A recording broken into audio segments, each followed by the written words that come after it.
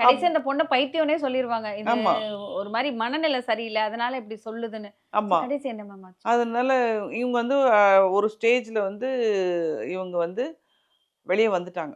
வந்ததுக்கு அப்புறம் தான் என்கிட்ட வராங்க. நான் சொன்னேன், "இப்ப என்ன உங்களுக்கு பிரச்சனை?" அப்படின்னு கேட்டேன்.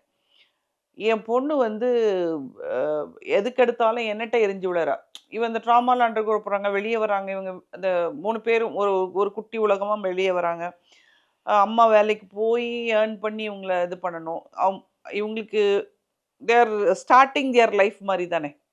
வெளிய வந்து அந்த அப்போ இவங்க வந்து மானிட்டரிலி அந்த ஃபேமிலிய அவங்க சப்போர்ட் பண்ணி ஆகணும். கண்டிப்பா. எ இந்த பிள்ளைங்க இந்த பொண்ணு இப்ப நான் மேல படிக்கணும்னு சொல்லுது. அதுக்கு செலவு பண்ணி ஆகணும்.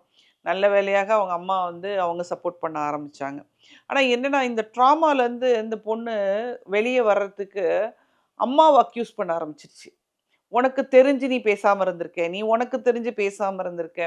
அப்படின்னு சொல்லி என்ன சொல்றா மாரி. நான் சொன்னேன், "அவளுக்கு ஒரு கஷ்டமான ஒரு பீரியட். உங்களுக்கும் கஷ்டமான பீரியட் தான்.